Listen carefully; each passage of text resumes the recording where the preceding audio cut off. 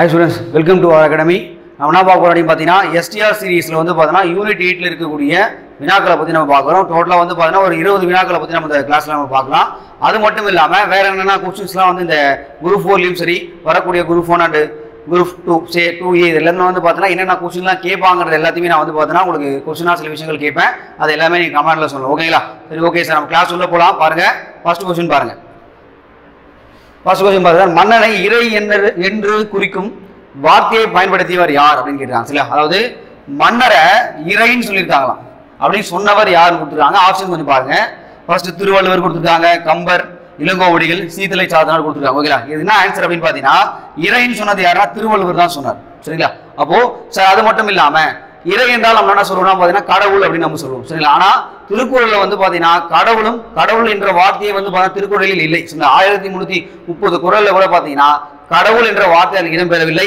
அது மட்டும் இல்லாமல் தமிழ் மற்றும் கடவுள் இந்த ரெண்டு வார்த்தைகளுமே வந்து பாத்தீங்கன்னா அவர் எழுதிய திருக்குறளில் வந்து இடம்பெறவில்லை. ஓகேங்களா? அப்போ இங்க இறை என்பது யாரை குறிக்கிறது அப்படின்னு பாத்தீங்கன்னா மன்னனை குறிக்கிறது என்று சொல்றாரு. ஓகேங்களா? அது மட்டும் இல்லாம இந்த உலகத்தில் உள்ள உயிர்களில் எல்லாத்துலயுமே வந்து பாத்தீங்கன்னா முதன்மையானவர் அரசர். இல்ல உலகத்தில் உள்ள உயிர்களுக்கு எல்லாமே வந்து பாத்தீங்கன்னா உயிர் யார் அப்படின்னு பாத்தீங்கன்னா அரசர் அப்படின்னு பாத்தீங்கன்னா திருவள்ளுவர் சொல்லியிருக்காரு. ஓகேங்களா? அப்போ இறை என்றால் மன்னனை குறிக்கக்கூடியது என்று சொன்னவர் யாருன்னா திருவள்ளுவர் என்று ஞாபகம் வச்சுங்க. அது மட்டும் இல்லாம இவருடைய ஆண்டுகளை இப்போ எக்ஸாம்பிள் கேட்பாங்க. சிம்பிளா கிமு 31 பாத்தீங்கன்னா ஆட் பண்ணி நம்ம சொல்ற மாதிரி இருக்கும். எந்த வருஷம் கொடுத்தாலும் அதோட 31 ஆட் பண்ணி திருவள்ளுவர் ஆண்டு நம்ம போட முடியும். சரிங்களா?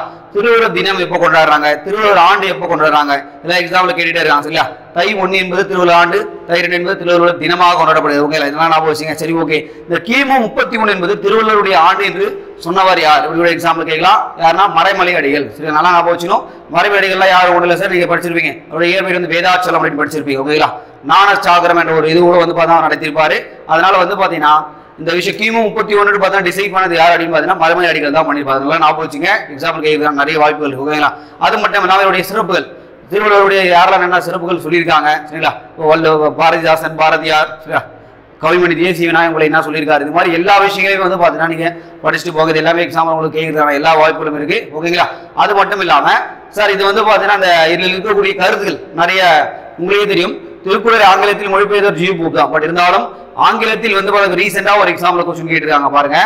1994 இந்த ஆண்டுல திருக்குறளுடைய கருத்துக்கள், அதாவது ஆங்கிலேய கருத்துக்கள், திருக்குறள் இருக்கக்கூடிய கருத்துக்களை ஆங்கிலத்தில் ரிலீஸ் பண்ணது யார் அப்படின்னு கேட்டிருக்காங்க. யார் அப்படி பார்த்தீங்கன்னா கென் டெர்ஸ்லே. ரீசெண்டா நடந்த ஒரு எக்ஸாம்ல கேட்ட முக்கியமான விஷயம். சரிங்களா? கென் டெர்ஸ்லே தான் என்ன பண்ணிருக்காருன்னா திருக்குறளுடைய அறக்கருத்துக்கள் எல்லாத்தையுமே ஆங்கிலத்தை வெளியிட்டிருக்காரு. முதல்ல வெளியிட்டவர் யாருன்னா இவர் தான். மொழிபெயர்த்தவர் ஜியு போப் ஞாபகம் வச்சு. ஓகேங்களா? சரி ஓகே சார், அடுத்து பார்க்கலாம் சார். ஆப்ஷன் பார்க்கும்போது கம்பர். சரிங்களா? கம்பருடைய காலம் என்பது கிபி 12ஆம் நூற்றாண்டு, அதாவது 2ஆம் குலோத்துங்க சோழனுடைய அரசவையில் வந்து பார்த்தா இருந்தக்கூடிய ஒரு முக்கியமான ஒரு புலவர். சரிங்களா? இவர் வந்து பார்த்தீங்கன்னா எடுத்து நிறைய நூல்கள், கம்பராமாயணம் படிச்சிருப்பீங்க, நிறைய 7 சிலை 70 இது மாதிரி நிறைய நூல்கள் எழுதியிருப்பாரு. அடுத்து பாருங்க சார், சீத்தலை சாத்தனார் அண்ட் இளங்கோவடிகள். இவங்க 2 பேருமே பார்த்தா ஒத்துமை இருக்கு. இவங்க 2 பேருமே வந்து பார்த்தீங்கன்னா கிபி 2ஆம் நூற்றாண்டை சேர்ந்தவர்கள். சரிங்களா? கிபி 2. சரிங்களா? இவர் வந்து பண்ணிட்டா 12வது. சரிங்களா? இளங்கோவடிகள் வந்து பார்த்தீங்கன்னா இவங்க 2 பேருமே வந்து பார்த்தீங்கன்னா கிபி 2 ஞாபகம். ஓகே, அப்போ இந்த கொஸ்டினுக்கான ஆன்சர் வந்து பார்த்தீங்கன்னா மன்னனை இறை என்று குறிக்கும். சரிங்களா? அப்படின்னு சொன்னது யாரா? திருவள்ளுவர் ஞாபகம் வச்சுங்க. அடுத்து பாருங்க சார். அடுத்து புலி தேவனுடைய கட்டுப்பாட்டில் இல்லாத கோட்டை எது அப்படின்னு கேட்டிருக்காங்க. சரிங்களா? பார்க்கலாம் சார். முதல்ல புலிதேவர் யார் அப்படின்னு பார்க்கலாம். புலிதேவர் என்பவர் யார் அப்படின்னு பார்த்தீங்கன்னா நீங்களே படிச்சிருப்பீங்க. நம்ம பாளையக்கார் முறை என்பதுங்க தமிழ்நாட்டில் மதுரை நாயகர் விஸ்வநாத நாயக்கர் அவருடைய அமைச்சராக அரியநாதர் இதுல 72 பாளையங்களாக பிரிக்கப்பட்டிருக்கும். அந்த 72 பாளையங்களை வந்து பாத்தீங்கன்னா மேற்கு பாளையம், கிழக்கு பாளையம் பிரிச்சிருப்பாங்க. கிழக்கு பாளையத்துக்கு வந்து ஹெட்டா இருந்தாருன்னா வீரபாண்டிய கட்டபொம்மன் இருப்பாரு. அதுவே மேற்கு பாளையத்துக்கு வந்து ஹெட்டா யார் இருந்தார் அப்படின்னு பாத்தீங்கன்னா புலிதேவர் தான் இருந்தாரு. சரிங்களா? புலிதேவர் என்பவர் உங்களுக்கே தெரியும், ஆங்கிலேயர்கள் எதிர்த்து சண்டை போட்டு முதல்ல வெற்றி பெற்ற ஒரு முதல் யாருன்னா புலிதேவர் தான். உங்களுக்கே தெரியும், மாபூஸ் கானுடைய படை வீரர்களை களக்காடு என்ற இடத்துல வந்து பார்த்தீங்கன்னா வின் பண்ணியிருப்பாரு. ஓகே, அது மட்டும் இல்லாமல் இவருடைய கோட்டைகள் என்பது ரொம்ப முக்கியமான 3 கோட்டைகள் இருக்கு. சரி பாருங்க, நெற்கட்டும் செவல், வாசுதேவநல்லூர், பனையூர், இது 3மே அவருடைய கோட்டைகள். ஆனால் சிவகிரி என்பது அவருடைய கோட்டை கிடையாது. உங்களுக்கே தெரியும், இவருடைய ஆட்சி காலத்தில் சில 1756 முதல் 63 வரை இந்த காலகட்டம் என்பது ரொம்ப முக்கியம். 1756 முதல் 63 வரை, இந்த 1756 63 வரைக்குமே வந்து பாத்தீங்கன்னா நெற்கட்டும் செவல் என்ற பகுதிக்கு வந்து பாத்தீங்கன்னா யூசுப் கான் அப்படின்னு சொல்லுவாங்க. கான் சாஹிப் மருதநாயகம் என்று அழைக்கப்பட்டவர். மதமாற்றுக்கு பிறகு யூசுப் கான் என்று சொல்லப்படுவார். அவர் வந்து பாத்தீங்கன்னா அவர் இருக்க வரைக்குமே வந்து புலிதேவரால் வந்து நெற்கட்டும் செவல் பகுதியை விட்டு பார்த்தீங்கன்னா ஓடி போயிட்டார். எங்க போய் தஞ்சை முகதாரெல்லாம் தெரியாது. திருப்பி மீண்டும் வந்து பாத்தீங்கன்னா இவர் இறந்து போனது பிறகுதான் இங்க வந்து ஓகேங்களா. அப்போ யூசுப் கான் வந்து பாத்தீங்கன்னா 1761 மே 16 சரி, அது ரொம்ப முக்கியமான விஷயம். மே 16 இந்த டேட்ல யூசுப் கான் என்ன பண்ணிருக்காருன்னா புலிதேவருடைய 3 கோட்டைகளா இருக்கக்கூடிய நெற்கட்டும் செவல், வாசுதேவநல்லூர், பனையூர் இந்த 3 தன்னுடைய கட்டுப்பாட்டில் வைத்திருந்தார். ஓகேங்களா. அது மட்டும் இல்லாம இந்த யூசுப் கான் 1764 இறந்து போயிடுவார். சரிங்களா. இருந்து ராஜ துரோக வழக்கானதாக சுமத்தப்பட்டு ஆங்கிலேயர்கள் வந்து பார்த்தா தூக்கிலிடப்படுவார்கள். அது மட்டும் இல்லாமல் 1764 திருப்பி மீண்டும் புலிதேவரானவர் நெற்கட்டும் செவல் பகுதியை கைப்பற்றி ஆட்சி பண்ணிட்டுவார். இருந்தாலும் 1767 இதோட லாஸ்ட் ஓகேங்களா நெற்கட்டும் செவல் பகுதியை சில கேப்டன் கேம்பல் என்ன பண்ணுவார்னா கைப்பற்றி புலிதேவர் வந்து பார்த்தா திருப்பி எங்க ஓடி போனாரு. அவர் இறந்து போன வருடம் கூட பார்த்தா 1767 நம்ம சொல்ல முடியும். ஓகேங்களா. அது மட்டும் இல்லாம இதனுடைய புலிதேவருடைய படைப்பிரிவுகளுக்குள்ள ஒண்டி வீரன் சில ரொம்ப முக்கியமான விஷயம். அவரோட தொடர்புடைய ஒரு முக்கியமான ஆள் எக்ஸாம்ல போன கூட கேட்டிருக்காங்க. ஓகேங்களா. அப்போ புலிதேவருடைய சம்பந்தப்பட்ட ஆள் யாருன்னா ஒண்டி வீரன் இருந்து ஞாபகம் வச்சு. ஓகேங்களா. அப்போ 3 கோட்டையுமே தன்னுடைய கட்டுப்பாட்டில் வந்து யாரு கண்ட்ரோல் பண்ணது அப்படின்னு பார்த்தீங்கன்னா புலிதேவர் இருந்தாலும் புலிதேவரையே வந்து பார்த்தீங்கன்னா அங்க இருந்து ஆட்சிக்கட்டில இருந்து இறக்கி விட்டு அதை தன்னுடைய கண்ட்ரோல் வச்சாருன்னா யூசுப் கான் தான் வச்சாரு. ஓகேங்களா. ஞாபகம் வச்சுங்க. ஓகேங்களா. அப்போ சிவவெறின்றது மட்டும் தான் வந்து இல்லை. ஓகேங்களா. ஞாபகம் வச்சுங்க. சரி, அடுத்து பாருங்க சார், ஒரு சிம்பிளான ஒரு விஷயம் தான் கேட்டிருக்காங்க, பார்க்கலாம். வடநூலில் சரிங்களா தத்துவ நாணம் எனும் கருத்தை முன்னிறுத்தும் திருக்குறளுடைய அதிகாரம் நான் கேட்கிறாங்க. சரிங்களா. நான் சார் இது 133 அதிகாரங்கள் இருக்கு. இந்த 133 அதிகாரம் படிக்கணும்லாம் இல்ல, ஒரு குறிப்பிட்ட அதிகாரங்கள் சரி, அதாவது அறத்துப்பால் பொறுத்துப்பால் ரெண்டுமே சேர்த்து வந்து ஒரு குறிப்பிட்ட ஒரு 30 அதிகாரங்களாக நீங்க படிச்சுட்டு போனதான் எக்ஸாம் ரொம்ப யூஸ்ஃபுல்லா இருக்கும். இங்க பாருங்க சார். சார் இதுல கொல்லாமை நிலையாமை தத்துவ நாணம் என்றால் என்ன அப்படின்னு கேட்டிருக்காங்க. கொல்லாமை நிலையாமை துறவு அப்படின்னு கொடுக்குறாங்க. அதாவது தத்துவ நாணம் என்பது வடநூல்ல வந்து சொல்லக்கூடிய கருத்து. அதாவது சமண கருத்துக்கள், பௌத்த கருத்துக்கள் சொல்லுவாங்க. அது எல்லாமே தத்துவ நாணம் சொல்லுவாங்க. அதுல வந்து பாத்தீங்கன்னா என்ன சொல்ல வராங்க, மெய் உணர்தல். சரிங்களா. மெய் உணர்தல் நம்மளுக்கு எது உண்மைன்னு தெரியணும். தத்துவ நாணம் என்பது நம்மளுடைய அறிவுபூர்வமாக எது உண்மை என்றதை நம்ம தெரிஞ்சுக்கணும். அதான் தத்துவ நாணம் அப்படின்னு சொல்லுவாங்க. அது மெய் உணர்தல். ஓகே. நிலையாமைன்னு உங்களுக்கு தெரியும். இன்று இருப்பவர் நாளை இருப்பதில்லை, இதான் நிலையாமை. அதை புரிந்து கொண்டு வாழ்வதுதான் வாழ்க்கைன்னு சொல்லி கூட சொல்லியிருப்பாங்க. துறவு உங்களுக்கு தெரிஞ்ச விஷயங்களா, துறவரவியல் படிச்சிருப்பீங்க. உங்களுக்கு துறவரவியல் வந்து பாத்தீங்கன்னா எத்தனை ஏழ்கள் இருக்கு உங்களுக்கு எக்ஸாம்ல கேட்பாங்க. 13 ஏழ்கள் இருக்கு.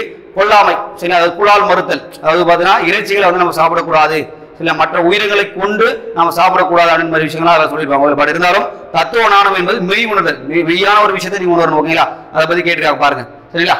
அப்போ தீதா அதுக்கான ஆன்சர். ஓகேங்களா. அடுத்து பாருங்க சார். அடுத்து பாருங்க சார், இது ரொம்ப ஒரு இதுவாக கேட்டிருக்காங்க பாருங்க. தமிழர்களுடைய வேதம் என்று அழைக்கப்படும் நூல் எது அப்படின்னு கேட்டிருக்காங்க. பாருங்க ஆப்ஷன்ஸ்லாம் பாருங்க. தேவாரம், திருவாசகம், திருக்குறள் மற்றும் நாலடியாரம் கொடுத்துருக்காங்க. ஓகேங்களா. உங்களுக்கே தெரிஞ்ச விஷயம் தமிழ் வேதம் சரிங்களா. தமிழ் வேதம், சைவர் வேதம் ரெண்டுமே வந்து பார்த்தா திருவாசகம் தான். தமிழ் வேதம் சைவர்களினுடைய வேதம் இது ரெண்டுமே வந்து திருவாசகம் சொல்லலாம். சரிங்களா. சார் அடுத்த நாள் சார் தமிழர்கள் வேதம் கொடுத்துருக்காங்களே சார், தமிழர் வேதம் என்றால் திருமந்திரம் தானே வரணும். தமிழர் வேதம் அப்படின்னா திருமந்திரம், திருமூலர் சரிங்களா, திருமந்திரம் தான் வரணும்.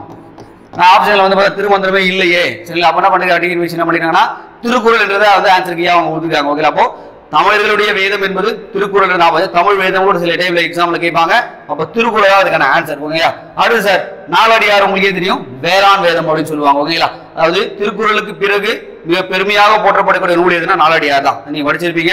ஓகேங்களா. 4-2 அப்படின்னு சொல்லுவாங்க. பழகு தமிழ் சொல்லருமை 4-2 அப்படின்னா 4-2 என்பது 4 என்றால் நாலடியார், 2 என்றால் சரிங்களா குறள், திருக்குறளை சொல்றாங்க. ஓகேங்களா. அதனால வேளாண் வேதம். அது மட்டும் இல்ல சார் திராவிட வேதம் திருவாழ்மொழி ரொம்ப முக்கியமான விஷயம். திராவிட வேதம்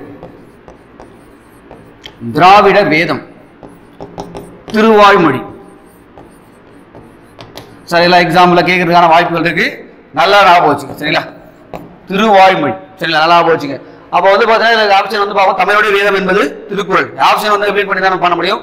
பட் இருந்தாலும் இதில் திருமந்திரம் என்ற ஒரு வார்த்தை கொடுத்துதான் அப்படின்னா கண்டிப்பா திருமந்திரம் தான் நம்ம கிளிக் பண்ணி ஆகணும். ஓகேங்களா. சார் அடுத்து பார்க்கலாம் சார். அடுத்து கீழ்கண்டவற்றுள் திருப்பத்தூர் கோட்டையில் தூக்கிலிடப்பட்டது யார் அப்படின்னு கேட்கிறாங்க. சரிங்களா. திருப்பத்தூர் கோட்டை ராமநாதபுரம் மாவட்டத்தில் திருப்பத்தூர் கோட்டையில யார் வந்து தூக்கிலிடப்பட்டான்னு கேட்கிறாங்க. சார் யாரு? சின்ன மருது வெள்ள மருது வந்து திருப்பத்தூர் கோட்டையில தூக்கில போட்டாங்க. எந்த வருடம் கூட எக்ஸாம்ல கேட்பாங்க. சரிங்களா. 1801 சரிங்களா. அக்டோபர் 24 சரிங்களா. ஐநா தினம் சொல்லுவாங்க. UNVA டே. சரி, 5வது தினம் அன்னைக்கு வந்து பாத்தீங்கன்னா அவர் தூக்கில போடுறாரு. 1801 சரிங்களா அக்டோபர் 24 திருப்பத்தூர் கோட்டை ராமநாதபுரம் மாவட்டத்தில் திருப்பத்தூர் கோட்டையில போட்டாங்க ஓகேங்களா சரி மிச்சம் பார்க்காத கட்டபொம்மன் எங்க தூக்கில போட்டாங்க திருநெல்வேலிக்கு அருகில் உள்ள காயத்தாறுல போட்டிருப்பாங்க எப்ப சார் 1799 சரிங்களா 99 சார் என்ன சார் இது வரும் பாருங்க அக்டோபர் 16 சரிங்களா சார் அடுத்து செவத்தையா யாரு கட்டபொம்மனுடைய சகோதரர் செவத்தையாவும் ஊமதுரையும் வந்து பாத்தீங்கன்னா ரெண்டு பேருமே பாஞ்சாலங்குறிச்சி கோட்டையில 1801 சரி 1801 நவம்பர் 16 அன்னைக்கு தூக்கில போட்டிருப்பாங்க நல்லா ஞாபகம் வச்சுக்கோ ஓகேங்களா சார் அடுத்து என்ன சார் நடந்திருக்கு தீரன் சின்னமலை உங்களுக்கு தெரிஞ்ச விஷயம் தான் இந்த தீரன் சின்னமலை வந்து பார்த்தா சங்கரகிரி கோட்டையில போட்டிருப்பாங்க சார் எந்த வருடம் கூட எக்ஸாம் கேட்பாங்க 1805 சரிங்களா ஜூலை 31 சங்கரகிரி கோட்டையில வந்து பாத்தீங்கன்னா ஒரு தூக்குல போட்டுருப்பாங்க நல்லா ஞாபகம் வச்சுக்கோ ஓகேங்களா அப்போ சார் மேக்ஸிமம் வந்து பாத்தீங்கன்னா பாளையக்காருடைய கிளர்ச்சிகள் நீங்க படிச்சாவே போதும் மேக்ஸிமம் போன வருஷம் பாத்தீங்கன்னா ஒரு 4 கொஸ்டின் கேட்டிருக்காங்க அப்போ இந்த வருஷம் பாத்தீங்கன்னா ஒரு 2 இல்ல 3 கேட்கறதுக்கான எல்லா வாய்ப்புகளும் இருக்கு நீங்க படிக்க போற விஷயமே வந்து பாத்தீங்கன்னா புக்ல இருக்கிற டீடைல் மட்டும் படிச்சாவே போதும் சரி அது வந்து ரொம்ப இது பண்ணி வந்து படிச்ச வேண்டிய அவசியமெல்லாம் இல்ல ஞாபகம் வச்சுக்கோங்க ஓகேங்களா சார் அது மட்டும் இல்ல ஒரு எக்ஸாம்பிள் கேட்ட விஷயம் இந்த செவத்தையா ஊமதுரைன்னு சொன்ன பாத்தீங்களா இவங்க கட்டபொம்மனுடைய சகோதரர்கள் இல்ல ஊமதுரையுடைய இயற்பெயர் என்னன்னு கூட எக்ஸாம்ல கேட்டிருக்காங்க அவருடைய இயற்பெயர் என்பது குமாரசாமி அப்படின்னு சொல்லுவாங்க ஓகேங்களா அது ஞாபகம் வச்சுங்க கேள்வி கேட்கறதுக்கான வாய்ப்புகள் இருக்கு ஓகேங்களா சரி ஓகே சார் அடுத்த கொஸ்டின் போலாமா நம்ம சார் அடுத்து பாருங்க சார் திருக்குறளுடைய சிறப்புகளை பத்தியே கேட்டிருக்காங்க பாருங்க அணுவை துளைத்து 7 கடலை புகட்டி குறுகத் தரித்த குறள் அப்படின்னு கொடுத்துருக்காங்க ஓகேங்களா அப்படி சொன்னது யார் அப்படின்னு பார்த்தீங்கன்னா ஔவையார் தான் சொல்லியிருப்பாங்க ஓகேங்களா அது இதுவே வந்து பார்த்தீங்கன்னா அந்த கேட்பாங்க எக்ஸாம்ல சரி அணுவை அவர் துளைத்து அப்படின்னா அணுன்றது உங்களுக்கு தெரியும் ரொம்ப மிக சிறிதான ஒரு பகுதி அந்த அணு வந்து நம்ம கண்ணுக்குள்ளே பார்க்க முடியாது அந்த அணுவை துளைத்து அதை கீழ்ச்சி சென்டர்ல கீழ்ச்சி 7 கடலுடைய நீரையும் 7 பெருங்கடலையும் படிச்சிருப்பீங்க அந்த 7 கடலினுடைய நீர்களையும் வந்து அதில் போட்டு வச்சு வந்து பார்த்தீங்கன்னா கடலை புகட்டி குறுக தரைத்த குரல் அந்த அளவுக்கு சிறிதா இருக்கான் சரிங்களா அப்போ அந்த சிறிய அதாவது 7 சிறுகளிலே வந்து பார்த்தா ஏகப்பட்ட கருத்துக்கள் சொல்லியிருக்காரு அதனால என்ன சொல்றாங்கன்னா அணுவை துளைத்து 7 கடலை புகட்டி குறுக தரித்த குரல் அப்படின்னு சொல்லியிருக்காங்க ஓகேங்களா நல்லா வச்சு ஔவையார் தான் சொன்னாங்க சரிங்களா சரி ஓகே சார் அதுவே கடுகை துளைத்து அப்படின்னு சொல்லுவாங்க கடுகை துளைத்தை கடலை புகட்டி குறுக தரித்த குரல் யாருக்கிறத நீங்க கமெண்ட்ல சொல்லுங்க ஓகேங்களா சரி ஓகே சார் இதுல வேற என்ன சார் கொடுத்துருக்காங்க பார்க்கலாம் சார் மணக்குடவர் அப்படின்னு கொடுத்துருக்காங்க சரிங்களா உங்களுக்கே தெரியும் திருக்குறளை உரை எழுதியவர்கள் வந்து பதின்மர்கள் அப்படின்னு சொல்லுவாங்க எத்தனை பேர் பதின்மர் அப்படின்னா 10 பேர் உரை எழுதியிருக்காங்க பட் இருந்தாலும் அதுல 5 உரைகள் தான் நம்மளுக்கு கிடைக்கப்பட்டுள்ளது அந்த பதின்மர்களில் வந்து பாத்தீங்கன்னா முதலாக திருக்குறளுக்கு உரை எழுதியவர் யாருன்னா மணக்குடவர் பட் இருந்தாலும் திருக்குறளில் வந்து உரையிலே மிக சிறந்த உரை என்பது பரிமேலழகருடைய உரை தான் நம்ம சொல்லுவாங்க ஓகேங்களா அதனால ஞாபகம் வச்சுங்க சார் அடுத்து கபிலர் மற்றும் ஔவையார் சார் கபிலரும் ஔவையாரை பத்தி ஒரு ரீசனா ஒரு 2 விஷயம் சொல்லலாம் உங்களுக்கு தெரியும் திருக்குறளினுடைய சிறப்பை பற்றி சொல்லக்கூடிய நூல்கள் எதுனா திருவள்ளுவ மாலை நீங்க படிச்சிருப்பீங்க ஓகேங்களா திருவள்ளுவ மாலை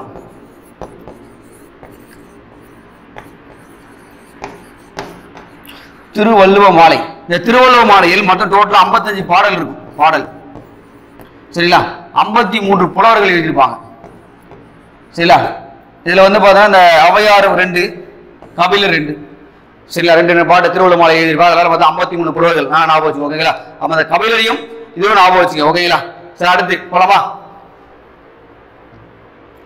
சார் அடுத்து பாருங்க சார் ஒரு முக்கியமான ஒரு இன்சிடென்ட் தான் சென்னையில் நடந்த உப்பு சத்தியாகிரகத்திற்கு தலைமை ஏற்றவர் யார் அப்படின்னு கேட்கிறாங்க ஓகேங்களா பார்க்கலாம் சார் உங்களுக்கே தெரியும் உப்பு சத்தியாகிரகம் என்பது காந்தியடிகளால் வந்து பாத்தீங்கன்னா அங்க தண்டியில பண்ணிருப்பாங்க உங்களுக்கு தெரிஞ்ச விஷயம் தான் பட் இருந்தாலும் தமிழ்நாட்டில் யார் பண்ணாங்க அப்படின்னு பாத்தீங்கன்னா திருச்சியில இருந்து சரிங்களா அந்த விஷயம் தெரிஞ்சாலும் உங்களுக்கு ஏதாவது பண்ண முடியும் திருச்சி முதல் தஞ்சாவூர்ல வேதாரணை வரை வந்து பாத்தீங்கன்னா நடந்திருக்கும் ராஜராஜனுடைய தலைமை நடத்தப்பட்டிருக்கும் ஓகேங்களா அதாவது 100 தொண்டர்கள் தேர்வு செய்யப்படுவார்கள் 100 தொண்டர்கள் சரிங்களா எங்க இருந்தார் திருச்சியிலிருந்து திருச்சி டு வேதாரண்யம் தஞ்சாவூர் சரிங்களா அதாவது 1930 சரிங்களா ஏப்ரல் மாசம் இந்த டேட் கூட எக்ஸாம்ல கேட்பாங்க சார் 13 முதல் 28 அடிக்கு போவாங்க சரிங்களா இது பண்ணிருப்பாங்க ஏப்ரல் 13ஆம் தேதி ஸ்டார்ட் பண்ணி 22ஆம் தேதி முடிச்சிருப்பாங்க ஆனா இதுல முக்கியமா சொல்ல வேண்டிய விஷயம் 100 தொண்டர்கள் தேர்வு செய்யப்படாது பட் இருந்தாலும் ராஜா தலைமை நடந்த இதுல வந்து பாத்தீங்கன்னா மொத்தம் 12 பேர் தான் உப்பு அள்ளினாங்க சரிங்களா 12 பேர் உப்பு அள்ளி கைது செய்யப்பட்டார்கள் 12 பேர் உங்களுக்கு தெரியும் வழிநெடுக்கெல்லாம் வந்து பாத்தீங்கன்னா கத்தியின்றி ரத்தமின்றி யுத்தம் ஒன்று வருகிறது சத்தியத்தை நித்தியத்தை நம்ம யாரும் சேருவீர் என்ற ஒரு பாடல் வந்து பாத்தீங்கன்னா நாமக்கல் கவிஞர் எழுதியிருப்பாரு அந்த நாமக்கல் கவிஞருடைய பாடலானது வழிநெடுக்கிலும் பாடப்பட்டது அதனால ஞாபகம் வச்சுங்க சரி அப்போ உப்பு சத்தியாகிரகம் திருச்சியில் பண்ணாங்க பட் இருந்தாலும் சென்னையில யார் பண்ணாங்க அதான் உங்களுக்கு எக்ஸாம்ல கேட்ட விஷயம் இங்க பாருங்க சென்னையில் நடந்தது யாருன்னா டி பிரகாசம் தான் பண்ணார் சரிங்களா ஒண்ணு இல்ல சார் டி பிரகாசம் என்பவர் சென்னையில உதயவனம் என்ற இடத்துல நடத்தியிருப்பார் சரிங்களா உதயவனம் சார் இந்த உதயவனம் வந்து பார்த்தீங்கன்னா சார் இவர் மட்டும் பண்ணதில்ல, டி பிரகாசம், நாகேஸ்வர் ராவ், சரி 2 பேருமே வந்து பார்த்தீங்கன்னா அந்த சென்னையில் வந்து உபசேதத்தை நடத்திருப்பாங்க. சார் ஓகே, இந்த டி பிரகாசம் யார் சார் அப்படி எக்ஸாம் உங்களுக்கு கேட்கறதுக்கான வாய்ப்பு இருக்கு.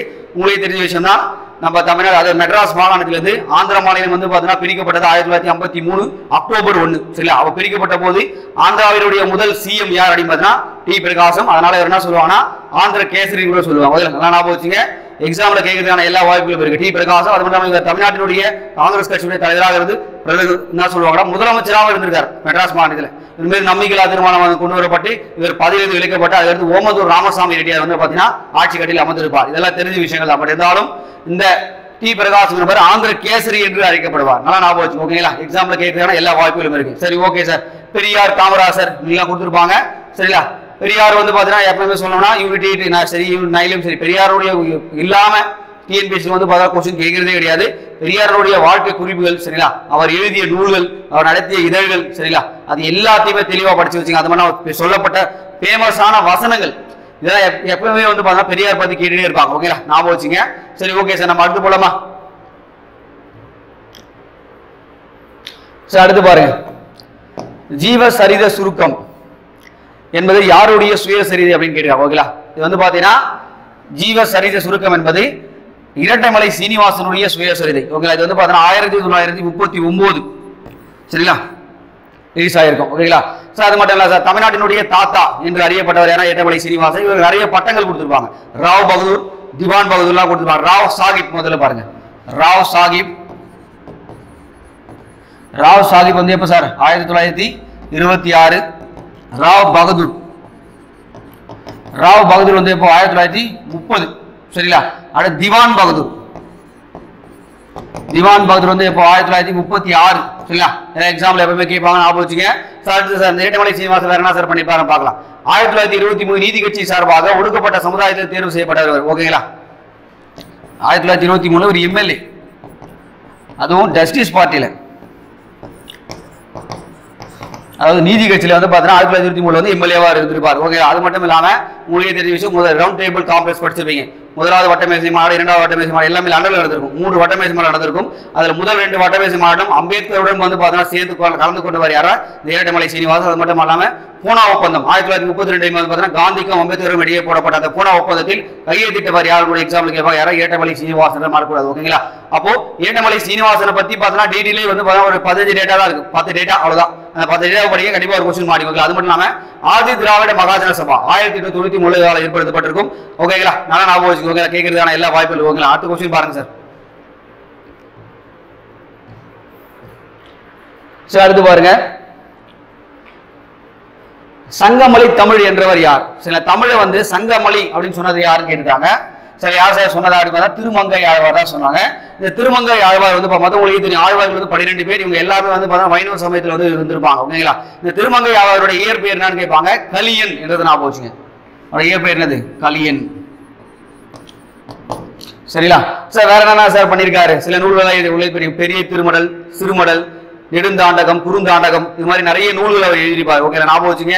திருமங்கை ஆழ்வார் வந்து பாத்தீங்கன்னா அவருடைய இயற்பெயர் என்பது கலியன். ஓகே, அடுத்த ஆண்டாள், ஆண்டாள் பத்தி பாத்தீங்கன்னா உங்களுக்கு தெரியும், நாச்சியார் திருமொழி, திருக்கோவை, திருப்பாவை எழுதியிருப்பாங்க. ஓகேங்களா, நாச்சியார் திருமொழி என்பது 143 பாடல்களை கொண்டது. திருப்பாவையெல்லாம் உங்களுக்கு தெரிஞ்ச விஷயங்கள் தான். சரி, அது மட்டும் இல்லாம சார் மார்கழி மாதம் வந்து பாடக்கூடிய ஒரு முக்கியமான ஒரு பாட்டு.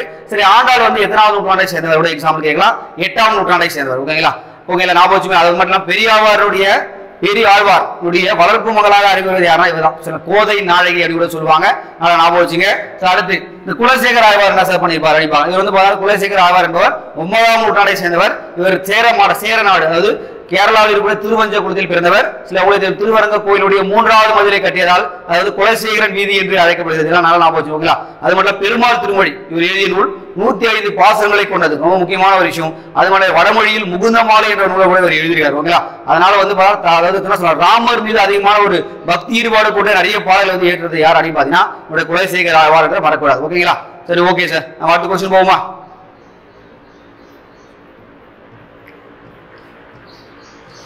சார் அடுத்து பாருங்க சார், ஒரு மேட்ச் ஃபாலோயிங் கேட்டிருக்காங்க. ஒரு சிம்பிளான ஒரு விஷயம் தான். சேர சோழ பாண்டியர்களை பத்தி கேட்டிருக்காங்க. ஓகேங்களா சார், என்ன சார் சொல்லியிருக்காங்க அப்படின்னு நம்ம பார்க்கும்போது சரிங்களா, ஃபர்ஸ்ட் பாருங்க சார், சேரர் சரிங்களா, அவர் என்ன பூ அப்படின்னு கேட்டிருக்காங்க, எந்த பூல வந்து வருவாரு அப்படின்னு கேட்கிறாங்க. சார் சேரர் வந்து பார்த்தீங்கன்னா என்ன சார் வரும், பனம்பூ, சோழர் வந்து பார்த்தீங்கன்னா அத்திப்பூ, பாண்டியர் வந்து வேப்பம்பூ. கரெக்டுங்களா? அப்போ ஆப்ஷன்ஸ் வந்து பார்க்கும்போது பார்க்கலாம் சார். 2, 3, 1 ஆன்சர் வந்து பார்த்தீங்கன்னா பி. சரிங்களா? சரி, ஓகே சார். இந்த சேர சோழ பாண்டியரை பத்தி வேற என்ன சார் கேட்பாங்க அப்படின்னு பார்க்கும்போது சார் அவருடைய தலைநகரங்கள் என்ன, சரிங்களா, அவருடைய கொடி, சரி, அவருடைய துறைமுக நகரங்கள் எது, இதெல்லாம் எல்லாமே எக்ஸாம்பிள் கேட்பாங்க. அது மட்டும் இல்லாம ஒரு சேர அரசர் அப்படின்னு இருந்தாவே ரொம்ப தலை சிறந்த அரசர்கள் யாரும் உங்களுக்கு தெரியும். சேரன் செங்குட்டுவன், சரி, உங்களுக்கு தெரியும். கண்ணகிக்காக வந்து பார்த்தா சிலை வெடித்து கொடுத்தவர் யாரும், அவர் தான் பத்தினி வழிபாட்டு முறையை தமிழ்நாட்டில் அறிமுகப்படுத்தியவர் யார், சேரன் செங்குட்டுவன். சேரன் செங்குட்டுவனுடைய தமையன் தான் யார், இளங்கோவடிகள். சரி, அதான் நல்லா உங்களுக்கு தெரிஞ்ச விஷயம் தான். இதெல்லாம் வந்து எக்ஸாம்பிள் கேட்கறதான எல்லா வாய்ப்புகளும் இருக்கு சார். சோழர்கள், இந்த சோழர்களை பத்தி முக்கியமா சொன்னா கரிகால சோழனை பத்தி நம்ம சொல்லணும். ஏன்னா இந்த கரிகாலன் வந்து பாத்தீங்கன்னா கரிகால சோழன், சரிங்களா, அதாவது இவருடைய இயற்பெயர் என்பது திருமாவளவன் அப்படி சொல்லுவாங்க. இவருடைய பெற்றோர் வந்து இளஞ்செட் சென்னி அப்படி சொல்லுவாங்க. ஓகேங்களா? காவிரி குறுக்கே கல்லணை கட்டியவர் யாருன்னா இவர் தான். காவிரியுடைய குறுக்கே அணை கட்டது மட்டும் இல்லாம அங்க இருக்கக்கூடிய நீர்ப்பாசன வசதி என்பது 69,000 ஏக்கர் அந்த அளவுக்கு வந்து பாத்தீங்கன்னா அங்க நீர்ப்பாசன வசதி எனக்கு கிடைச்சிருக்கு. அது மட்டும் இல்லாம ஒரு வெண்ணி போர்னு சொல்லுவாங்க சார். ரொம்ப முக்கியமான ஒரு போர் கரிகாலனுடைய போர் என்பது வெண்ணி போர். இந்த போரில் இவர் சோழர், அப்ப சேரர், பாண்டியர் மட்டும் 11 வேலிர்களை வின் பண்ணியிருப்பார். எத்தனை பேரு? 11 வேலிர்களை. 11 வேலிர்களை வின் பண்ணியிருப்பார். ரொம்ப முக்கியமான வெண்ணி என்பது தஞ்சாவூர்ல இருக்கக்கூடிய ஒரு முக்கியமான ஒரு பிளேஸ். ஓகேங்களா? கரிகாலனை பத்தி நல்லா படிச்சு வச்சுக்கோங்க, எக்ஸாம்பிள் கேட்க வாய்ப்பு. சரி, பாண்டியர் சார். பாண்டியர்ல வந்து ரொம்ப முக்கியமான விஷயம் வந்து அப்படி பாத்தீங்கன்னா நம்மளுடைய பாண்டிய நெடுஞ்செழியன் என்று சொல்லுவாங்க. பாண்டிய நெடுஞ்செழியன் வந்து தலையானகத்து போர் அப்படின்னு சொல்லுவாங்க. அந்த போரில் 5 வேலிர்களை வின் பண்ணியிருப்பார். சோழர், சேரர், ஏன்னா ஒரு பாண்டியர்ல அதுல பாண்டிய நெடுஞ்செழியனை பத்தி நீங்க நல்லா படிச்சுட்டு போகணும். நெடுஞ்செழியன் சார். நெடுஞ்செழியன் யார் சார்? நான் சொன்னது தலையானது போய் ஞாபகம் வச்சு. கொற்கையினுடைய தலைவன் யார்? அவர் தான் கொற்கை. சரிங்களா? கொற்கையுடைய தலைவன் திருநெல்வேலி மாவட்டத்தில் உள்ள அங்க பரதம் என்றால் நெய்தல் இன மக்கள் சொல்லுவாங்க. அந்த பரதலுடைய தலைவன் என்றும் போற்றப்படக்கூடிய இந்த பாண்டிய நெடுஞ்செழியன், சரிங்களா, அவரை பத்தி வந்து பார்த்தா சொல்லியிருப்பாங்க. சரி, ஓகே சார். பாண்டிய நெடுஞ்செழியனை பத்தி சொல்லக்கூடிய நூல் எது அப்படின்னு கேட்பாங்க. மதுரை காஞ்சி என்றதை மறக்கணும். மாங்குடி மருதார் எழுதிய மதுரை காஞ்சி என்றதை நீங்க மறக்கவே கூடாது. ஓகேங்களா? இது மாதிரிலாம் எக்ஸாம்ல ஒரு முக்கியமான அரசர்களை பத்தி உங்களுக்கு எக்ஸாம்ல கேட்குது. எல்லா வாய்ப்புகளும் இருக்கு, அதை நல்லா தெளிவா படிச்சுட்டு போங்க. ஓகேங்களா? சரி, ஓகே சார். அடுத்து பாருங்க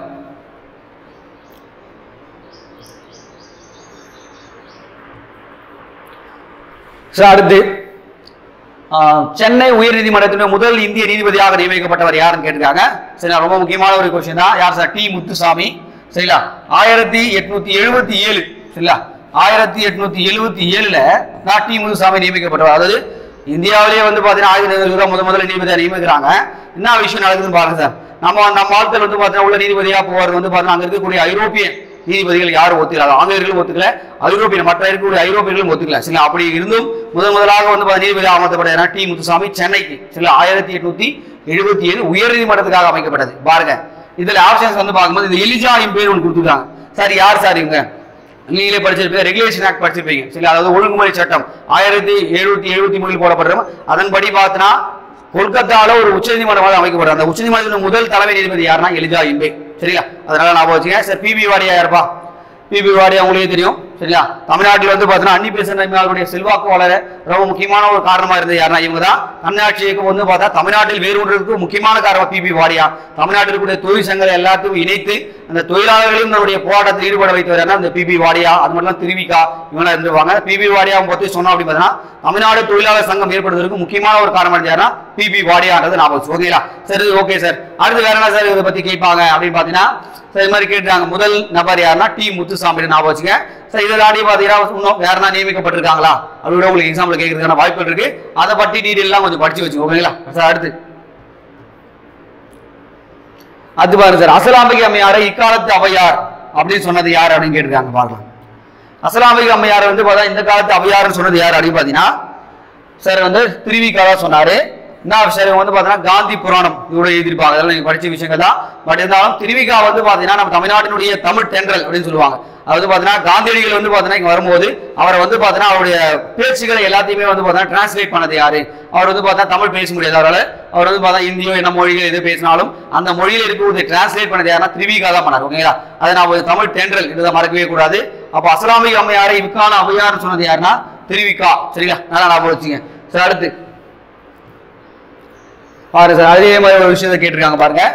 இளஞ்செட் சென்னி என்ற சோழ அரசனுடைய தந்தை யார் அப்படின்னு கேட்டிருக்காங்க. சரிங்களா? என்ற சோழ அரசனின் தந்தை. அப்போ சார் பார்த்து கேட்டிருக்காங்க. ஆக்சுவலா கரிகாலனுடைய அப்பா பேர் தான் இளஞ்செட் சென்னி அப்படின்னு சொல்லுவாங்க. ரொம்ப முக்கியமான ஒரு விஷயம். சரிங்களா? பார்த்து நம்ம முதலே படிச்சோம். கரிகால சோழன் என்பது வெண்ணி போர் மறக்கவே கூடாது. 11 வேலியில் அரசர்களை வின் பண்ணியிருக்காரு, ஞாபகம் வச்சுங்க. ஓகேங்களா? ஆதித்த சோழன், பெருநற்கல்லி, அதாவது பார்த்தீங்கன்னா சுந்தர சோழன் எல்லாம் கொடுத்தாரு. சுந்தர சோழனை பத்தி சொல்லணும் அப்படின்னு பாத்தீங்கன்னா, சுந்தர சோழனுக்கு பின்னாடி வந்தவங்க தான் யாரும் சொல்லுவாங்க, முதலாம் ராஜராஜ சோழன், முதலாம் ராஜேந்திர சோழன் சொல்லலாம். முதலாம் ராஜராஜ சோழனுடைய சிறப்பு பேர் எல்லாத்தையும் படிச்சு போங்க. மும்முடி சோழன் சொல்லுவாங்க. அது மட்டும் இல்லாமல் இலங்கை வரையும் படையெடுத்து போய் வின் பண்ணிட்டு வருவாரு.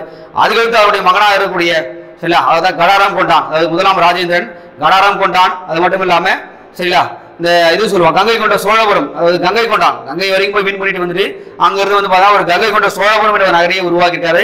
அந்த கங்கை கொண்ட சோழபுரம் என்ற நகரமானது அரியலூர் டிஸ்ட்ரிக்ட்ல இருக்கு. இது மாதிரி வந்து பார்த்தோன்னா அந்த பிளேஸ் வந்து எங்க இருக்குன்னு கூட எக்ஸாம்பிள் கேட்பாங்க. அப்போ கங்கை கொண்ட சோழபுரத்துல ரீசெண்டா ஒரு அகழ்வாராய்ச்சி பண்ணிருக்காங்க. அப்போ கங்கை கொண்ட சோழபுரம் என்ற நகரை உருவாக்கியவர் யார்? முதலாம் ராஜேந்திர சோழன்றது நீங்க மறக்கவே கூடாது. ஓகேங்களா? சரி, ஓகே சார், அடுத்து பார்க்கலாம் சார். அடுத்து பாருங்க சார், மூவலூர் ராமாவரது அம்மையாரை தமிழகத்தினுடைய தமிழகத்தினுடைய அன்னி என்று அழைத்தவர் யார் அப்படின்னு கேட்கிறான். சரிங்களா சார், முதல்ல நம்ம பார்த்த விஷயம் தான். அவையார் வந்து அஸ்லாமிய சொன்ன துரிகான் பார்த்துரும். சரி, தமிழ்நாட்டினுடைய அன்னி சொன்னது யார் அப்படின்னு பார்த்தீங்கன்னா இந்த மூவலூர் ராமாமிர்த, அது வந்து பாத்தீங்கன்னா அண்ணா தான் சொன்னார். ஓகேங்களா? சரி, இந்த மூவலூர் ராமாமிர்த அம்மையார் வந்து எந்த ஊர் அப்படின்னு கேட்பாங்க எக்ஸாம்ல. நாகை மாவட்டம் மயிலாடுதுறை அருகில் உள்ள மூவலூர் என்ற ஊர்ல பிறந்தவங்க. இவங்க வந்து பாத்தீங்கன்னா ஒரு என்ன சொல்லுவாங்கன்னா ஒரு இசை வேளாளர் மரபில் பிறந்த ஒரு முக்கியமான ஆளுக. தேவதாசி மரபில் பிறந்து தேவதாசிகள் படக்கூடிய கஷ்டங்களை எல்லாத்தையுமே எல்லா மக்களுக்கும் போன்ற ஒரு விழிப்புணர்வை ஏற்படுத்தியவர் யாரா? அந்த மூவலூர் ராமாமிர்தம். தேவதாசிகள் ஒழிப்புகளுக்காக அதிகமாக பாடுபட்டவர் யாரா? இவர் தான் நீங்க சொல்லணும். ஓகேங்களா? நான் போச்சுங்களாதே. அது மட்டும் இல்லாம சரி, இவர் என்ன சார் பண்ணிருக்காரு? ஒரு முக்கியமான இன்சிடென்ட். சரிங்களா, இவர் வந்து பார்த்தோன்னா அவங்களுடைய கணவருடைய பேர் வந்து சுழம்பு அப்படின்னு சொல்லுவாங்க. மூவலூர் ராமாமிர்தம் வந்து சுயம்பு. தனக்கு நடனத்தை சொல்லிக் கொடுத்த ஆசிரியரே அந்த அம்மா வந்து கல்யாணம் பண்ணிட்டு இருப்பாங்க.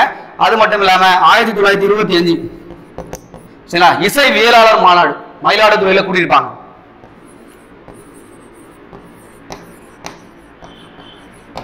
இசை வேளாளர் மாநாடு சரிங்களா, ஞாபகம் வச்சுங்க சார். அதுக்கடுத்து சார் என்ன சார் முக்கியமான விஷயம் அப்படின்னு பார்த்தோன்னா 1938 இந்திய எதிர்ப்பு போராட்டம் நடந்திருக்கும். அந்த இந்திய எதிர்ப்பு போராட்டத்தில் நம்ம கலந்துட்டு இருப்பாங்க. சார், இந்திய எதிர்ப்பு போராட்டம், இந்திய போராட்டத்தில் கலந்துருப்பாங்க சார். அது மட்டும் இல்லாமல் சார் வந்து பார்த்தீங்கன்னா பெரியாரினுடைய தீவிரமான ஒரு ஆதரவாளர் அறியப்படுவது மூவலூர் ராமாமிர்தம் தான். நல்லா ஞாபகம் வச்சுங்க. அதனால ஐஎன்சி இருந்திருப்பாங்க. நம்ம முதல்ல பெரியார் உங்களுக்கு தெரியும் 1925 பெரியார் ஐஎன்சி விட்டு வெளிவந்திருப்பார். பெரியாரோடய சேர்ந்து என்ன பண்ணாங்கன்னா ஐஎன்சி விட்டு வெளிவந்துருக்காங்க. அப்போ தீவிரமான ஒரு இது கொள்கை என்றால் பெரியாருடைய கொள்கை தான் இவங்க ஃபாலோ பண்றது. அது மட்டும் இல்லாம நம்மளுடைய நினைவை போற்றும் விதமாக இந்த அம்மாவுடைய பேர்ல மூவலூர் ராமாமிர்தம் பேர்ல வந்து நினைவு திருமண உதவி திட்டம் கொடுக்கப்பட்டது. அந்த திருமண உதவி திட்டம் வந்து எப்போது கொண்டு வரப்பட்ட எக்ஸாம்பிள் கேட்பாங்க 1989 சரிங்களா, கலைஞருடைய ஆட்சி காலத்தில் கொண்டு வரப்பட்டது. அது மட்டும் இல்லாம தமிழ்நாட்டில் பெண்களுக்கு சொத்துரிமை கொடுக்கப்பட்டது 1989 தான் கொடுக்கப்பட்டது. உங்களுக்கு ரெண்டுமே நல்லா ஞாபகம் வச்சுங்க. 1989 மறக்கவே கூடாது. தமிழ்நாட்டில் வந்து பார்த்தீங்கன்னா பெண்களுக்கு சொத்துரிமை, அதாவது பார்த்தீங்கன்னா சொத்தில் ஆணும் பெண்ணும் சம உரிமை என்று சொன்னது பார்த்தீங்கன்னா 1989 மூவலூர் ராமாமிர்தம் நினைவு திருமண உதவி திட்டமாக கொண்டு வரப்பட்டது 1989 மறக்கவே கூடாது. ஓகேங்களா? சரி, ஓகே சார். சார், இந்த காமராஜர் பெரியார் ராஜாஜி எல்லாம் கொடுத்துருக்காங்க. பட் இருந்தாலும் அண்ணா தான் வந்து பார்த்தா தமிழகத்தின் அன்னி வந்து சொல்லியிருக்காங்க. அவ்வளவு நல்லா ஞாபகம் வச்சுக்கணும். ஓகேங்களா சார்? உங்களை பத்தி கேட்கறதுக்கான வாய்ப்புகள் எல்லாமே இருக்கு சார். அடுத்து பாருங்க, CN அண்ணாதுரை வெளியிட்ட வார இதழ்னு கேட்கிறாங்க. திராவிட மணி, திராவிட மலர், திராவிடன், திராவிட நாடுன்னு கொடுத்துருக்காங்க சார். என்ன சார் எல்லாமே திராவிடத்திலே கொடுத்துருக்காங்க. இவரும் திராவிடம் தானே. பட் இருந்தாலும் திராவிட நாடு என்பதுதான் அவருடைய வார பத்திரிகை. சரிங்களா, திராவிட நாடு. சார், என்ன சார் இன்சிடென்ட் நடந்திருக்கும் அப்படின்னு பார்க்கலாம். இவர் வந்து பார்த்தீங்கன்னா உங்களுக்கு தெரியும் பெரியாருடைய கூட இருந்த ஒரு முக்கியமான ஒரு ஆள். நீதி கட்சியுடைய பெயரானது சார் பெரியார் வந்து பார்த்தா நீதி கட்சியில் 1938 சேர்ந்திருப்பார் பெரியார். எதுல? நீதி கட்சியில. பட் இருந்தாலும் நீதி கட்சியுடைய பெயரை 1944 சேலம் நடக்கக்கூடிய மீட்டிங்ல நீதி கட்சியுடைய பெயரை வந்து திராவிடர் கழகம் மாத்திருப்பாங்க. திராவிட கழகம். சரி, அந்த திராவிட கழகம் மாத்தது வந்து பாத்தீங்கன்னா அண்ணா சொல்ல பெரியார் ஏற்றுக்கொள்வார். சரிங்களா, அண்ணா வந்து பாத்தீங்கன்னா அந்த கட்சியுடைய பொதுச் செயலாளர் இருப்பாரு. திராவிட கழகத்துடைய பொதுச் செயலாளர் அண்ணா, தலைவராக இருந்து பார்த்தீங்கன்னா பெரியார் இருந்திருப்பார். ஓகேங்களா, அது மட்டும் இல்லாமல் பெரியார் வந்து பார்த்தீங்கன்னா மணியம்மையை கல்யாணம் பண்ணது காரணத்துக்காக அண்ணா என்ன பண்ணிப்பார் அப்படின்னு பார்த்தீங்கன்னா அந்த கட்சியில் வந்து வெளிவந்து வேற கட்சியாக, அதாவது டிஎம்கே திராவிட முன்னேற்ற கழகம் என்ற கட்சியை 1949 ஆரம்பிச்சிருப்பார். டிஎம்கே என்ற ஒரு கட்சியை சரிங்களா ஆரம்பிச்சு எலெக்ஷன்ல போட்டி போடுறது எல்லா விஷயங்களும் பண்ணியிருப்பார். பட் இருந்தாலும் திராவிட நாடு கோரிக்கையானது 1949 வலியுறுத்தப்பட்டு வந்தாலும் இந்தியாவில் நடந்த ஒரு முக்கியமான ஒரு போர், இந்தியாவுக்கும் சீனாவுக்கும் நடந்த போர் 1962 போர் நடக்கும்போது அப்புறம் வந்து அண்ணாவுடைய கொள்கை என்பது திராவிட நாடு என்ற கொள்கையை விட்டுட்டாரு. சரிங்களா, இது மேல வந்து திராவிட நாடு கேட்கக்கூடாது. ஏன்னா இந்தியாவில் வந்து கான்ஸ்டிடியூஷன் ஒரு அமெண்ட்மெண்ட் கொண்டு வராங்க. என்ன அமெண்ட்மெண்ட்னா 16வது அமெண்ட்மெண்ட் கொண்டு வராங்க. என்ன அமெண்ட்மெண்ட்? 16வது அமெண்ட்மெண்ட். சரிங்களா, அதாவது 16வது அரசியலமைப்பு சட்ட திருத்தமான கொண்டு வரப்பட்டு இந்தியாவில் இதுமேல் வந்து பிரிந்தாலும் கொள்கையானது யாரும் பேசக்கூடாது, தனிநாடு கோரிக்கை யாரும் நீங்க கேட்கக்கூடாது மாதிரி ஒரு தீர்மானமான சட்டசபை அதாவது நாடாளுமன்றத்தில் கொண்டு வரப்படுகிறது. அதன்படியாக தான் இவருக்கு திராவிட நாடு என்ற இதை நிறுத்தப்பட்டு அதற்கு பதிலாக காஞ்சி என்ற ஒரு இதையை ஆரம்பிச்சார். ஓகேங்களா, இதை நிறுத்தி என்ன பண்ணாரு, காஞ்சி. சரிங்களா, 1963 இந்த விஷயங்கள் நடந்திருக்கும். சரிங்களா, ஞாபகம் வச்சுங்க. அப்ப திராவிட நாடுக்கு மாற்றா எந்த இதை ஆரம்பிச்சாருன்னா காஞ்சி என்ற ஒரு இதில் ஆரம்பிச்சார். ஓகேங்களா, இது வந்து காஞ்சிபுரம் மாவட்டத்தை சேர்ந்தது தானே, அதனால அப்படியே ஞாபகம் வச்சு. ஓகேங்களா, அதை பத்தி கேட்கறதுக்கான வாய்ப்புகள் இருக்கு. ஓகேங்களா, சரி. அப்போ திராவிட நாடுடைய இதை வந்து யாருது, அண்ணா அன்றது ஞாபகம் வச்சுங்க. சார் அடுத்து பாருங்க சார், வெகாமை என்ற அதிகாரத்தினுடைய பொருள் என்ன? சரி, வெகாமைனா என்ன? பிற பொருள் மீது வந்து பார்த்தீங்கன்னா நம்ம வந்து எந்த ஒரு ஆசையும் கொள்ளாமை, பிறர் பொருள் மேல் ஆசை கொள்ளாமை தானே சொல்லுவாங்க வெகாமை அப்படின்னு சொல்லுவாங்க. சரியா, வெக்கம் கொள்ளாமை, பிற இகையாமை, பிறம் இருந்து வாழாமை இப்படிலாம் சொல்ல, பிறர் பொருள் மேலே நீ வந்து ஆசை கொள்ளக்கூடாது, வெகாமையினுடைய முக்கியமான ஒரு பொருள். ஓகேங்களா, சார் அடுத்து பாருங்க சார், நீதி கட்சி. நீதி கட்சி பத்தி எப்பவுமே கொஸ்டின் கேட்கறதுக்கான வாய்ப்புகள் இருக்கு. இப்ப பாருங்க, நீதி கட்சியுடைய சென்னை மாகாணத்தில் ஆட்சி செய்த ஆண்டுகள் என்னன்னு கேட்பாங்க. நீங்களே படிச்சிருப்பீங்க. 1920 முதல் 1937 வரைக்கும் இருக்கும். சரிங்களா, அது 37 வரைக்கும் நீதி கட்சி ஆட்சி இருந்தாங்க. பட் இருந்தாலும் எத்தனை வருஷம் கவுண்ட் வருது பார்த்தீங்கன்னா 17 வருஷம் வருது.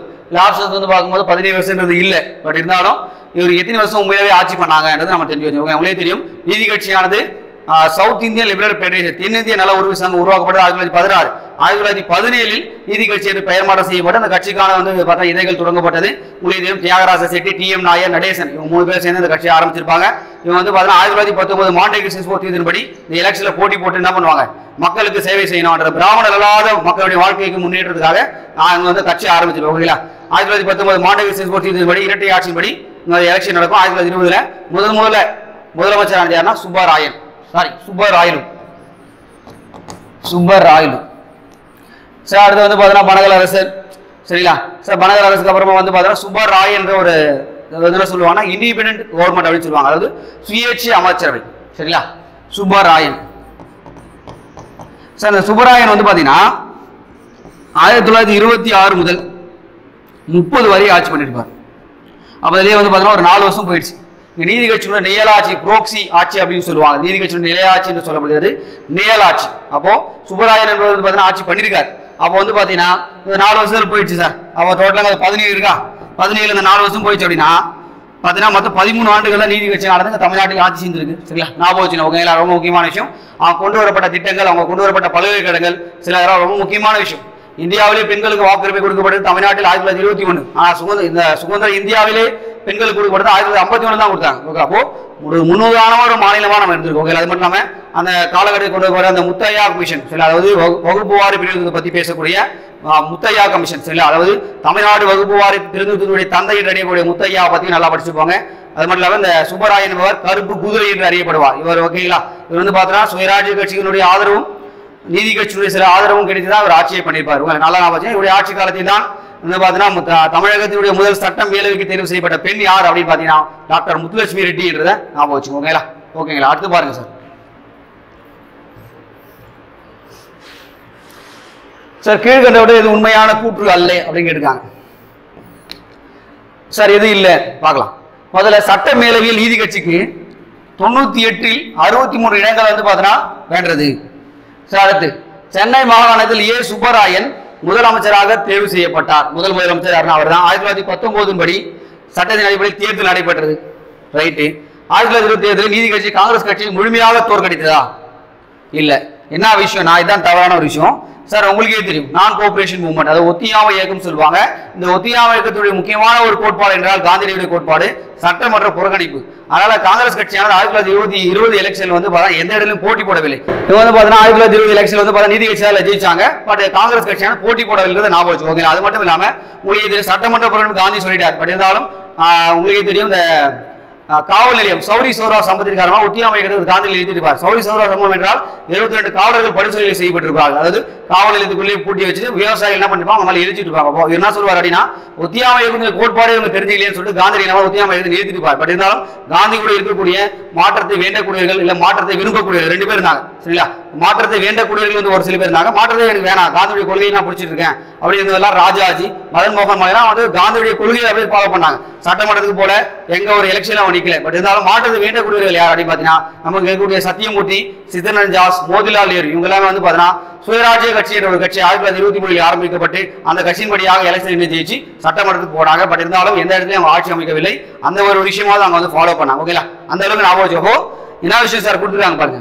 1920 தேர்தல் நீதி கட்சி காங்கிரஸ் கட்சியை முழுமையாக தோற்கடித்துன்னு கொடுத்துருக்காங்க. முழுமையாக அவங்க எலெக்ஷனே நிக்கல. சரிங்களா, அப்ப தப்பான ஒரு விஷயம் தான். சரிங்களா சார், அடுத்து பாருங்க சார். சார் அடுத்து சார் ரொம்ப முக்கியமான ஒரு இன்சிடென்ட். 1962 தேர்தலில் பேரறிஞர் அண்ணா போட்டியிட்டு தோல்வியடைந்த தொகுதி எதுன்னு கேட்டாங்க. சரி, என்னடா சார் இது, அண்ணாவே தோத்து போயிட்டாரா அப்படின்னு கேட்கும்போது பதில வந்து பார்க்கலாம் சார். அண்ணா வந்து தோத்து போனார். எந்த தொகுதியில? அவருடைய சொந்த தொகுதியாரோட காஞ்சிபுரத்திலே தோத்து போனார். சரிங்களா, பாருங்க சார். இந்த கட்சி வந்து டிஎம்கே என்ற கட்சி 1949 ஆரம்பிக்கப்பட்டது. முதல் எலெக்ஷன் நடக்குது 1952. இந்த எலெக்ஷன்ல வந்து பார்த்தீங்கன்னா நம்ம ஆளுங்க போட்டி போடவில்லை. அடுத்து பாருங்க சார், 1957 எலெக்ஷன் நிற்கிறாங்க. ஒரு ரொம்ப பெரும்பான்மையாக வெற்றி பெற முடியல, ஒரு குறிப்பிட்ட இடத்துல யாவது ஜெயிக்கிறாங்க. சரி, அடுத்து பாருங்க சார், 1962 இந்த எலெக்ஷன்ல தான் வந்து என்ன கேட்டிருக்காங்க உங்களுக்கு. சரிங்களா, அப்போ இதுல டிஎம்கே 50 இடங்கள் வின் பண்ணுவாங்க, 7 மக்களவை தொகுதியில வின் பண்ணுவாங்க. சரி, பட் இருந்தாலும் 50 எம்எல்ஏ இருக்காங்களே. சரி, அண்ணா தோத்து போயிட்டார், அந்த கட்சியோட தலைவராக அண்ணா தோத்து போயிட்டார். சரி, நம்ம என்ன பண்ணுவோம், ஒரு கட்சியோட தலைவர் தோத்து போயிட்டாரு அப்படின்னா அவர் நம்ம மாநில எம்பி அனுப்பி பாத்தீங்களா, அதாவது மறைமுகமாக தெரிந்து விடுறது எம்எல்ஏக்கள் 50 பேர் இருக்காங்க. அந்த 50 எம்எல்ஏக்கள் என்ன பண்றாங்கன்னா அண்ணாவை நாடாளுமன்றத்துக்கு அனுப்புறாங்க. மாநில அவர் தான் அங்க போயிட்டு என்ன பண்ணுவாருன்னா 1961 ஆபீஷியல் லாங்குவேஜ் ஆக்ட் பத்தி பேசிருவாங்க. அதாவது இந்தி வந்து பார்த்தா ஒரு கட்டாய பாடமாக அறிவிக்கப்பட்டது. இந்தியில் வந்து பார்த்தா ஒரு அலுவலக மொழியாக அறிவிற்கான எல்லா சட்டத்திட்டங்களும் நிறைவேற்றப்படும். இருந்தாலும் சட்டசபையில் அறிஞர் பேசின விஷயம் என்ன அப்படின்னு பாத்தீங்கன்னா, இந்த 44% பேசக்கூடிய இந்தி மொழியானது ஒரு குறிப்பிட்ட இடத்துல மட்டும் தான் பேசுறாங்க, இந்தியா ஃபுல்லா அது பேசல. அதனால இதை வந்து நம்ம நேஷனல் லாங்குவேஜா அறிவிக்க கூடாதுன்றது பாத்தீங்கன்னா பெரியார் பேசினால். இன்றும் நாடாளுமன்ற அவை குறிப்பில் வந்து பார்த்தா இது வந்து பார்த்தா ஒரு அப்படியே இருக்கு, சில ஒரு பெருங்கல்லா வச்சிருக்காங்க. ஓகே, அதனால பேசின விஷயம் ரொம்ப முக்கியமான விஷயம் தான். ஏன்னா ஒரு குறிப்பிட்ட ஒரு உத்தரப்பிரதேசம், பீகார், இது மாதிரி ஒரு குறிப்பிட்ட இடத்துல இருக்கக்கூடிய மக்கள் மட்டும் தான் என்ன பண்றாங்க, இந்திய பேசுறாங்க. உலகம் ஃபுல்லா இங்க இந்தியா ஃபுல்லா பேசலையே, அதனால நம்ம அதை கொண்டு வரக்கூடாதுன்னு ஒரு விஷயத்தை அவர் அண்ணா சொல்லியிருப்பாரு. அது மட்டும் இல்லாம அந்த 1962 வந்து பாத்தீங்கன்னா சரி தோத்து போய் காஞ்சிபுரம் தோத்துறாரு, மாநில தேர்ந்தெடுக்கப்பட்டார். அது மட்டும் இல்லாம அடுத்த வருஷம் பாருங்க 1967 அண்ணாவானவர் இங்க டிஎம்கே வந்து பாத்தீங்கன்னா பெரும் செல்வாக்குடன், சரிங்களா, அதாவது ராஜாஜியுடைய கூட்டணி, சரிங்களா, அப்புறம் வந்து காமன்வெல்த் பார்ட்டி, தமிழரசு கழகம், இது மாதிரி எல்லா கட்சிகளும் கூட்டணி வச்சு திமுக என்ற கட்சியானது 1967 ஆட்சி கட்டில வரும். அப்போ அதனுடைய முதலமைச்சராக வந்து அண்ணா தேர்வு செய்யப்படுவார். ஓகேங்களா, நல்லா ஞாபகம் வச்சுங்க. பட் இருந்தாலும் அண்ணா அங்க வந்து ஆட்சி வருவதற்கு திராவிட கொள்கையில வந்து ரொம்ப முக்கியமான விஷயம். சரிங்களா, வட இந்திய ஏகாதிபத்தியம் எதிர்ப்பது, அதாவது இந்தி மொழியை எதிர்ப்பது. சரிங்களா, இதான் ரொம்ப முக்கியமான அந்த ஐடியாலஜியால் தான் என்ன பண்ணா, கடல் மறுப்பு கொள்கையினால வரல அவங்க. சரிங்களா, பெரியாருடைய கொள்கை கடல் மறுப்பு கொள்கை தான், அண்ணாவோட கொள்கையும் அதேதான். பட் இருந்தாலும் அவர் ஒன்றே குலம் ஒருவனே தேவன், சில அந்த வாழ்மையிலும் சத்தியமே ஜெயிதன் என்ன பண்ணிப்பாரு, வாழ்மையில் எல்லாம் மாத்திருப்பார். அவருடைய திட்டங்கள் ரொம்ப முக்கியமான விஷயம். ₹1 ஒரு படி அரிசி, இந்த வீராண ஏரி வந்து பார்த்தீங்கன்னா அடிக்கல் நாட்டியவர், சென்னையினுடைய குடிநீர் பிரச்சனை போக்கக்கூடிய வீராண ஏரி வந்து அடிக்கல் நாட்டியவர் யாருன்னா இவர் தான் நாட்டியிருப்பாரு. ஓகேங்களா, அது மட்டும் இல்லாமல் இவருக்கு அண்ணா வந்து டாக்டர் பட்டம் யார் கொடுத்தாங்க, அண்ணாமலை பல்கலைக்கழகம் தான் கொடுத்தாங்க. 1929 உருவாக்கப்பட்ட அண்ணாமலை பல்கலைக்கழகம் ஒரு டாக்டர் பட்டம் கொடுத்தாங்க. இது மாதிரி விஷயங்கள்லாம் உங்களுக்கு எக்ஸாம்ல கேட்கறதான வாய்ப்பு இருக்கு. அது மட்டும் இல்லாம மெட்ராஸ் மாகாணமானது தமிழ்நாடு என்று பெயர் மாற்றம் செய்யப்பட்டது 1969. சரிங்களா, மறக்க கூட ஜனவரி 14, ரொம்ப முக்கியமான ஒரு விஷயம். அது மட்டும் இல்லாம தமிழ்நாட்டில் பேருந்துகள் நாட்டுடைமையாக்கப்பட்டது எப்படின்னு கேட்பாங்க. சரிங்களா, அண்ணாவுடைய ஆட்சி காலத்தில் பண்ணாங்க. அது மட்டும் இல்லாம சுயமரியாதை திருமணங்கள், அதாவது பெரியாருடைய கொள்கையாக இருக்கக்கூடிய சுயமரியாதை திருமணம், அதாவது அவங்க தாலி கட்டிக்க மாட்டாங்க. சரிங்களா, புரோகிதர்கள் இல்லாம கல்யாணம் பண்ணிப்பாங்க. இதுதான் சுயமரியாதை திருமணம் சொல்லப்படும். சுயமரியாதை திருமணத்திற்கு அரசியல் அமைப்பு சொல்ல ஒரு சட்ட அங்கீகாரம் கொடுத்தவர் யார் அப்படின்னு பாத்தீங்கன்னா நம்முடைய அண்ணா தான் கொடுத்தார். 1968 கொடுத்தார். ரொம்ப முக்கியமான ஒரு விஷயம். அது மட்டும் இல்லாம இருமொழி கொள்கை, தமிழ் ஆங்கிலம் தான் என்னுடைய அலுவலக மொழியாக இருக்கும் என்று அண்ணா வந்து பாத்தீங்கன்னா சொல்லியிருக்காரு. ஓகேங்களா, இது மாதிரி எல்லா விஷயங்களையுமே ஒரு பண்ணியிருக்காரு. அதாவது தென்னாட்டினுடைய பெர்னாட்ஸா, தென்னாட்டு காந்தி யாருன்னா அண்ணா தான் சொல்லியிருப்பாங்க. ஓகேங்களா, அப்ப அண்ணாவை பத்தி நல்லா தெளிவா படிச்சுப்பாங்க, கண்டிப்பா கேட்பாங்க கொஸ்டின்ஸ். ஓகேங்களா, ஓகே சார். அடுத்த நான் சார் வந்து 1969 பிப்ரவரி 4, அதாவது கேன்சர் டே அன்னைக்கே வந்து பார்த்தா அவருக்கு புற்றுநோய் வந்துருக்கும். அவர் 1969 சரிங்களா பிப்ரவரி 4 அன்னைக்கு இருந்து போயிருப்பார். அவருடைய இதுவானது சென்னை மெரினா பீச் அடங்குது, அதாவது அண்ணா சதுக்கம் அப்படின்னு சொல்லுவாங்க. ஓகேங்களா, இவருடைய ஊர்வலத்தில் ஏகப்பட்ட பேர், சரிங்களா, எவ்வளவு 15 லட்சம் மிச்சமா சொல்றாங்க. அந்த ஊர்வலத்தை வந்து அந்த கூட்டம் வந்து இது வரைக்கும் பார்த்தா எந்த ஒரு தலைவருடைய டெத்துக்கும் வரல என்ற மாதிரி சொல்லியிருக்க ஒரு குறிப்பு இருக்கு. ஓகேங்களா, அதை ஞாபகம் வச்சுங்க. ஓகேங்களா, சரி ஓகே சார், நம்ம அடுத்து பார்க்கலாம் சார். அடுத்து பாருங்க சார், ஈவே ராமசாமி 1924 ஆண்டு வைக்கம் என்னும் இடத்தில் எதற்காக போராட்டம் மேற்கொண்டாருன்னு கேட்கிறாங்க. சரிங்களா, எதற்காக போராட்டம் மேற்கொண்டாங்க உங்களுக்கே தெரியும். வைக்கம் என்பது கேரளால கோட்டயம் என்ற மாவட்டத்துக்கு பக்கத்துல தான் இருக்கு. சரிங்களா, கோட்டயம்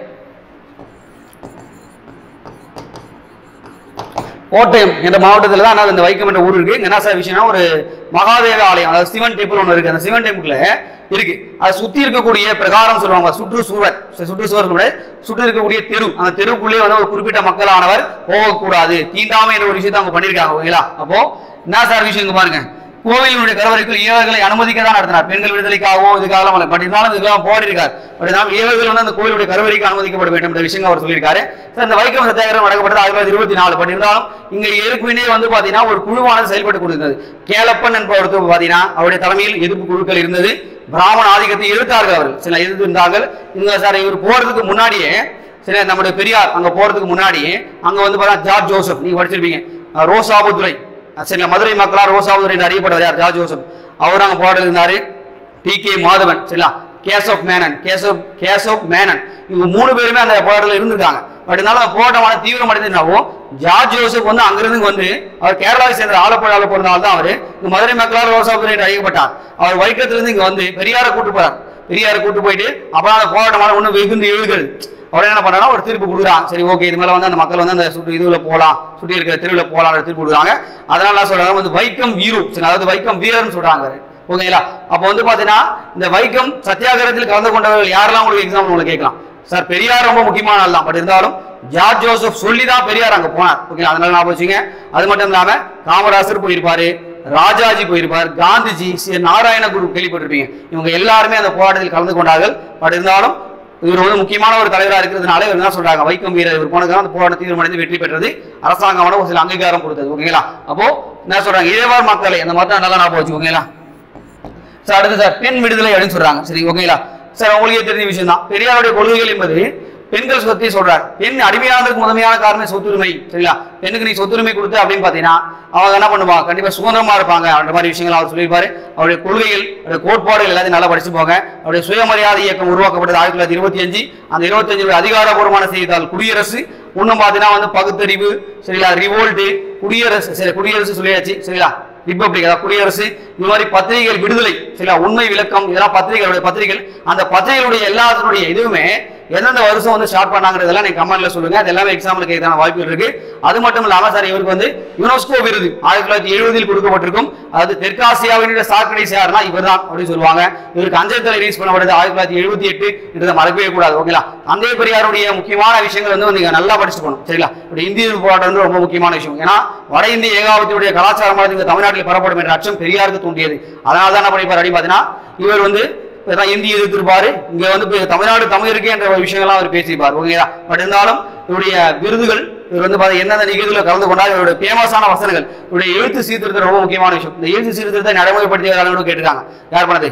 எம்ஜிஆர் பண்ணார். 1978 காலகட்டத்தில் எம்ஜிஆர், புரட்சி தலைவர் வந்து எம்ஜிஆர் வந்து என்ன பண்ணிப்பார்னா பெரியாருடைய எழுத்து சீர்திருத்தங்களை இங்க தமிழ்நாட்டில் அறிமுகப்படுத்திருப்பார். ஓகே, அதெல்லாம் ஞாபகம் வச்சுங்க. சரி, ஓகே சார், யூனிட் 8ல வந்து பாத்தீங்கன்னா இது மாதிரி விஷயங்கள் எல்லாமே உங்களுக்கு கேட்கறதுக்கான வாய்ப்பு இருக்கு சார். நல்லா ஞாபகம் வச்சுங்க, 18 கொஸ்டின் கேட்க போறாங்க. சரியா, நீங்க தமிழ் மேக்ஸ்க்கு அப்புறமா நீங்க ரொம்ப இம்பார்ட்டன்ட் கொடுத்து படிக்க வேண்டிய டாபிக் வந்து பாத்தீங்கன்னா யூனிட் 8 மறக்கவே கூடாது. சரிங்களா, 18 கொஸ்டின் கேட்க போறாங்க. அப்போ திருக்குறளை பத்தி கம்பல்சரி பாத்தீங்கன்னா 4 கொஸ்டின் இருக்கும். சரிங்களா, பாளையக்கார புரட்சியா அதுல ஒரு 3 4 கம்பல்சரி. தொல்லியல் கண்டுபிடிப்புகள் அதுல 1 2 கேட்கறதுக்கான வாய்ப்புகள் இருக்கு. சரிங்களா, தமிழக விடுதலை போராட்ட பெண்களுடைய பங்கு கம்பல்சரி 2 கேட்கலாம் சார். சரிங்களா, அன்னி பேசண்ட் யார் படிச்சுப்பீங்க, அன்னி பேசண்ட், ராணி மங்கம்மாள், சரிங்களா, திளையாடி வள்ளியம்மை, அதுக்கடுத்து வந்து கடலூர் அஞ்சலி அம்மாள், அபுஜித் அம்மாள், தர்மம்மாள், இவங்களை பத்திலாம் நீங்க படிச்சுட்டு போனா போதும். மேக்ஸிமம் 2 கொஸ்டின் போட்டுலாம். சரிங்களா, அதனால நான் போச்சுங்க. சார், அடுத்து என்ன சார் கேட்பாங்க, நீதி கட்சி பத்தி கம்பல்சரி 1 இல்ல 2 கேட்கறதுக்கான வாய்ப்புகள் இருக்கு.